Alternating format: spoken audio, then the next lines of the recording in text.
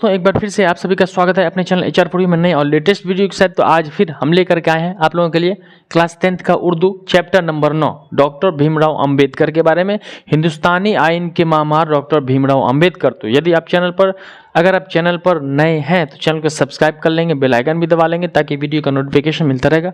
और ये चैप्टर आपका VVI chapter, very very important chapter, इसलिए इस चैप्टर को पूरा का पूरा देखेंगे।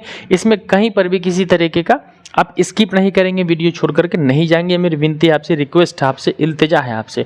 तो वीडियो में पूरा बने रहेंगे, वीडियो को पूरा का पूरा आप लोग देखेंगे। तो चलिए हम आपको सबसे पहले बताते हैं कि ये चूँकि ये है क्या, माखूज है। ये क्या है? हिंदुस्तानी आइन के मामार डॉक्टर भीमराव अंबेडकर। ये एक मजमून है और ये माखूज है, इसके मुसन्निफ कोई नहीं है। देखिए चैप्टर नंबर 9 हो गया आपका, हिंदुस्तानी आइन यानी संविधान के मामार, रचयिता। तो भारतीय संविधान के रचयिता लिखने वाले कौन हैं? तो लिखा है डॉक्टर भीमराव अंबेडकर। कौन? डॉक्टर भीमराव अंबेडकर। तो ये पूरा का पूरा डॉक्टर भीमराव अंबेडकर की बायोग्राफी है। डॉक्टर भीमराव अंबेडकर के बारे में ही बताया गया है कि उनकी ज़िंदगी में कैसे कैसे क्या हुआ, और वो हमारे भारतीय संविधान के आज़ादी के बाद जो है ना, हमारे देश को, मुल्क को एक रहनुमा की ज़रूरत थी, और फिर हम अपनी ज़िंदगी किस रूल रेगुलेशन पे गुजारेंगे, कैसे एक सिस्टम बनाया गया। तो उन चीज़ों को डॉक्टर भीमराव अंबेडकर ने हमारे भारत का संविधान लिखा है ना। भारतीय संविधान के रचयिता, जिसको भारतीय संविधान के बानी और पिता कहेंगे, डॉक्टर भीमराव अंबेडकर। तो उन्हीं चीज़ों को इसमें बताया गया है कि डॉक्टर भीमराव अंबेडकर जो है वो कि हालात ज़िंदगी की, उनकी ज़िंदगी में शुरू से लेकर के आखिर तक क्या क्या हुआ, कैसे कैसे होता रहा, उन्हीं चीज़ों को यहाँ दिखाया गया। देखिए चूँकि बोलते हैं ना कि जब दर्द नहीं था सीने में, क्या खाक मजा था जीने में, है ना। जब दर्द नहीं होगा सीने में तो जीने में मज़ा नहीं आएगा आपको।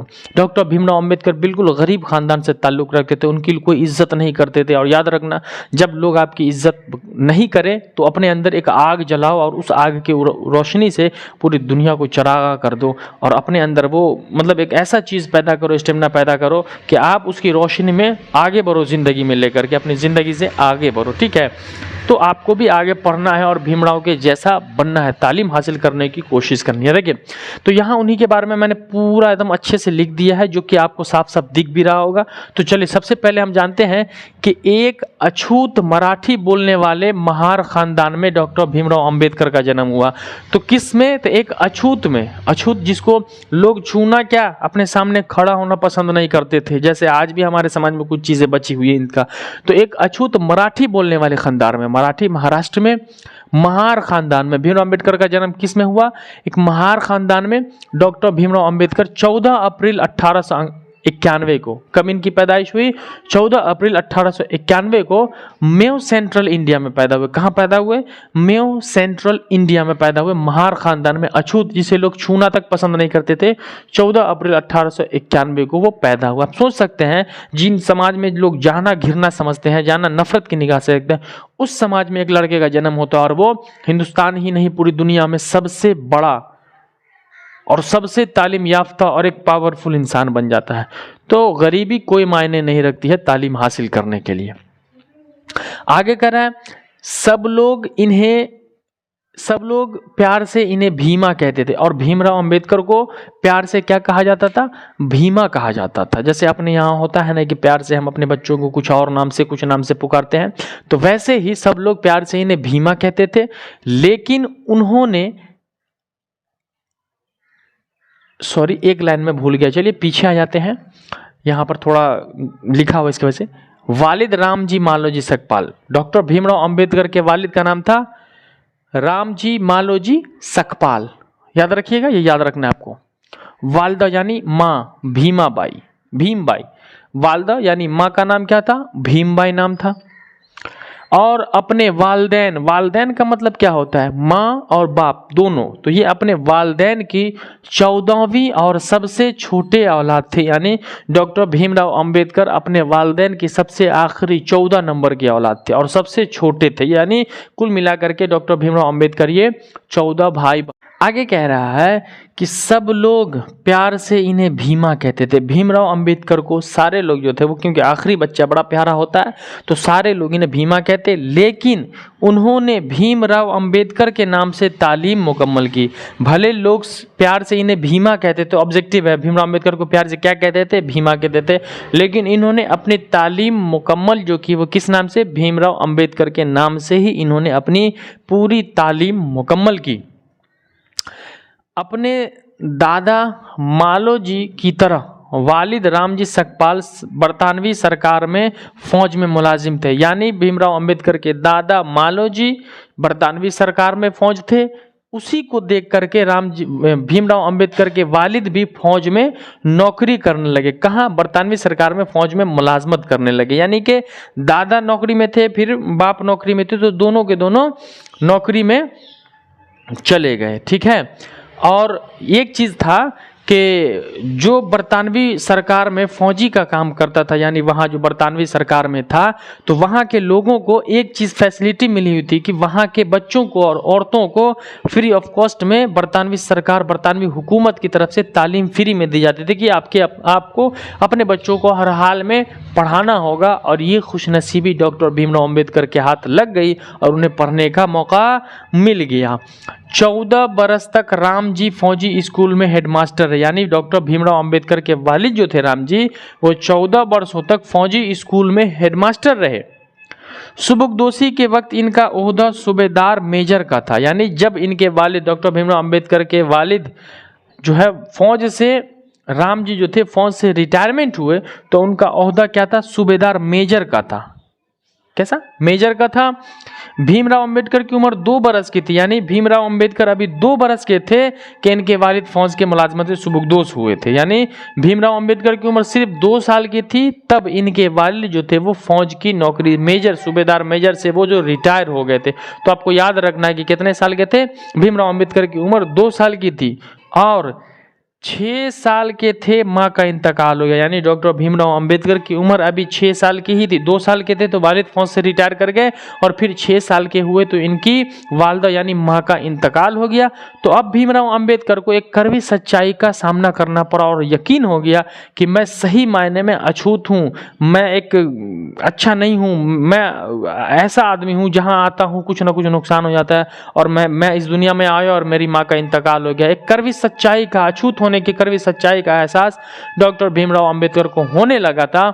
लेकिन जब इनकी माँ का इंतकाल हो जाता है तो इनकी फूफी इनकी किफालत परवरिश करती है, देख रेख करती रहती है भीमराव अंबेडकर की फूफी। भीमराव अंबेडकर को अपनी कौम वालों से नफरत सी होने लगी।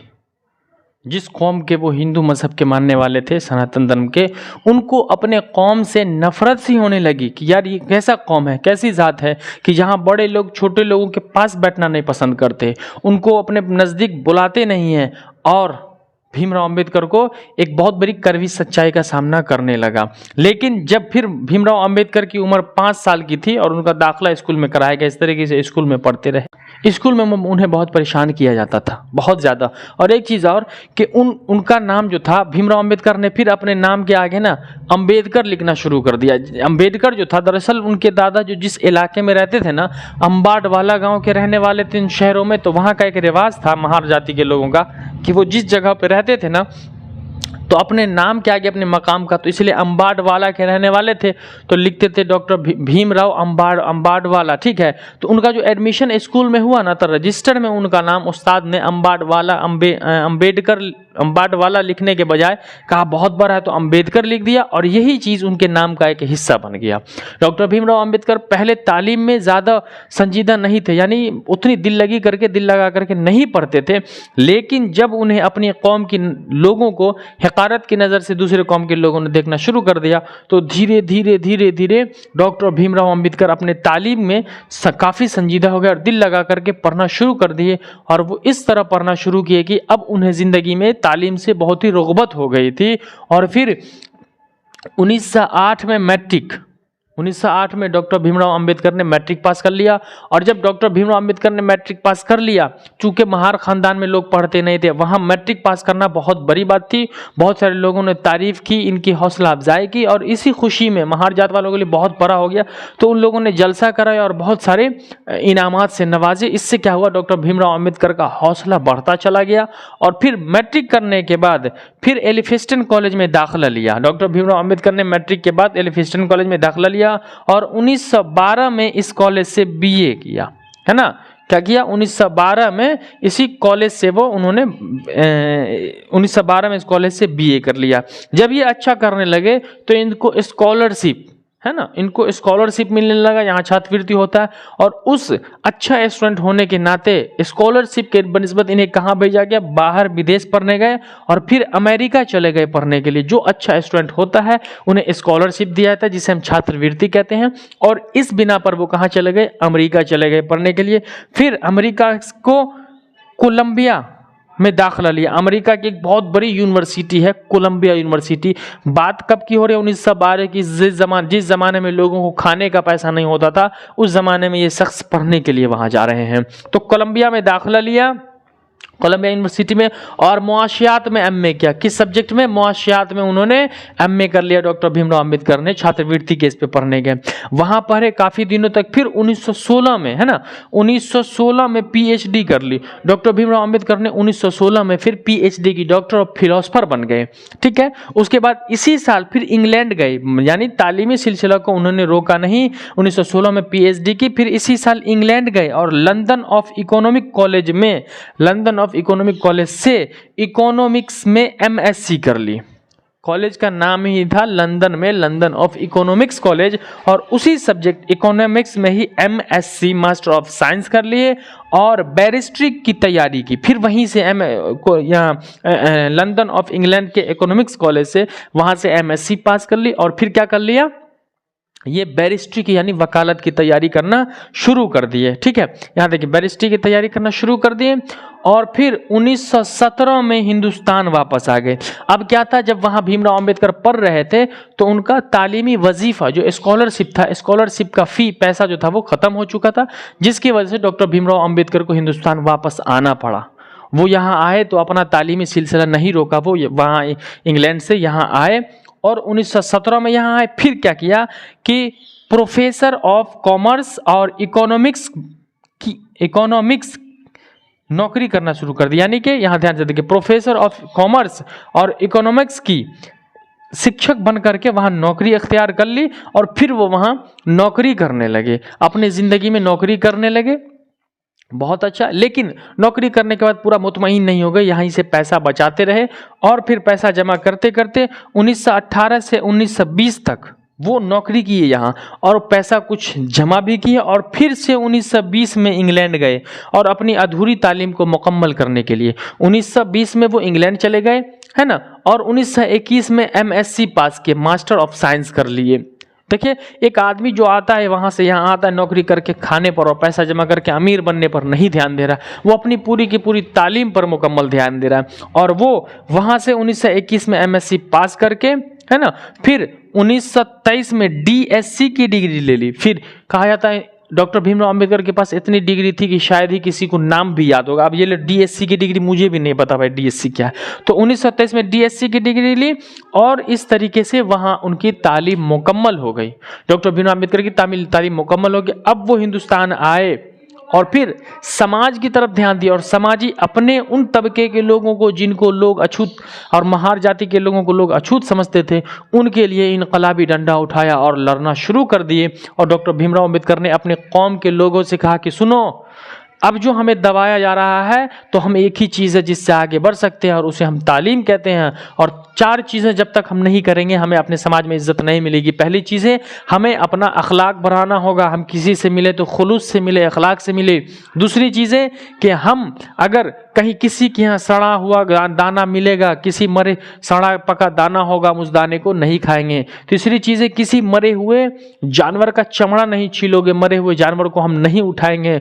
और चौथी चीज़ें कि जो झाड़ू लगाते हैं और जो चप्पल सीने का काम करता है, इन सारी चीज़ों को छोड़ना होगा। होगा, हमारे अंदर तब्दीली लानी होगी, बदलाव लाना होगा, हम अपनी इज्जत खुद करेंगे तब दुनिया हमारी इज्जत करेंगी। और इस तरीके से डॉक्टर भीमराव अंबेडकर अपने महार जात के लोगों के लिए काफ़ी इनकलाबी और कानूनी दांव पे से, चूंकि ये बैरिस्टर रह चुके थे, कानूनी दांव पे से भी इन्होंने अपने कौम के लोगों की खिदमत के लिए आगे बढ़े। इस तरीके से डॉक्टर भीमराव अंबेडकर आगे बढ़ते रहे और फिर डॉक्टर भीमराव अंबेडकर की 14 बरस की उम्र में, जब डॉक्टर भीमराव अंबेडकर की उम्र 14 बरस की थी तो 9 बरस की लड़की रामाबाई से इनकी शादी हो गई थी। डॉक्टर भीमराव अंबेडकर की 14 साल की उम्र थी और उनका दाखिला 5वां में ही हुआ था। सोच सकते हैं कि 5वीं क्लास के लड़का का शादी हो जाता है। 14 साल की उम्र में जब 5वीं क्लास में उनका एडमिशन हुआ था तो 9 बरस की लड़की रामाबाई से इनकी शादी हो जाती है। कुछ दिनों के बाद इनकी वफात हो जाती है रामाबाई के। फिर वो एक तालीम याफ्ता खातून और एक बड़े जात में शादी करते हैं वो, और फिर इस तरीके से वो डॉक्टर भीमराव अंबेडकर को एक तो अपने जात से नफरत थी ही, और आखिर में आकर के वो बौद्ध धर्म को कबूल कर लेते हैं, यानी बौद्ध मजहब अपना लेते हैं, बौद्ध धर्म को स्वीकार कर लेते हैं डॉक्टर भीमराव अंबेडकर। और फिर मुल्क बैरून मुल्क से डॉक्टर भीमराव अंबेडकर को दावत आता, मदऊ होने लगते हैं और वहाँ जाते हैं तकारीर करिए, और काफ़ी लोग इनसे मुतासिर भी होते हैं। और अपनी ज़िंदगी में इस तरीके से उन्होंने अपनी ज़िंदगी बौद्ध धर्म को दे दी। और ये बौद्ध धर्म का जब धर्म अपनाए थे तो बहुत सारे लोग इससे मुतासिर होकर के बौद्ध धर्म को अपना लिया था। कारण क्या था कि इस धर्म में लोगों को परेशान किया जा रहा था, इन्होंने उसको छोड़ दिया। और आखिर में 5 दिसंबर 1956 की रात बिस्तर पर नींद में ही मौत हो गई। यानी 5 दिसंबर 1956 को डॉक्टर भीमराव अंबेडकर जब सोए थे तो बिस्तर पर ही मौत हो गई। और फिर बौद्ध धर्म के लोगों ने कहा कि डॉक्टर भीमराव अंबेडकर को नरवा मिल गया है ना। नरवा यानी बौद्ध धर्म में नरवा का क्या तस्वूर है, इन लोगों का कहना था कि नरवा मिल गया, यानी कि खुदा का इरफान हासिल हो गया। ये मरे नहीं, खुदा ने इन्हें बुला लिया, क्योंकि जो आदमी सोया था और नींद में ही मौत हो जाए तो उसे इरफान खुदा के पास चला जाता है और इनकी पैदाइश, और कहा जाता है कि इन्हें खुदा का इरफान हासिल हो गया, यानी ये मरे नहीं, इनको खुदा का इरफान हासिल हो गया, शहादत कह सकते हैं एक तौर पर। तो ये थी आपकी chapter number 9 doctor Bhimrao Ambedkar, हिंदुस्तानी आइन के मामार। हिंदुस्तानी आइन के मामार डॉक्टर भीमराव अंबेडकर, जो कि एक मजमून था, इसका कोई लेखक नहीं था, माखूज था। ये माखूज का मतलब होता है कि उन चीज़ों को लिखना जिसका कोई मुसन्निफ ना हो।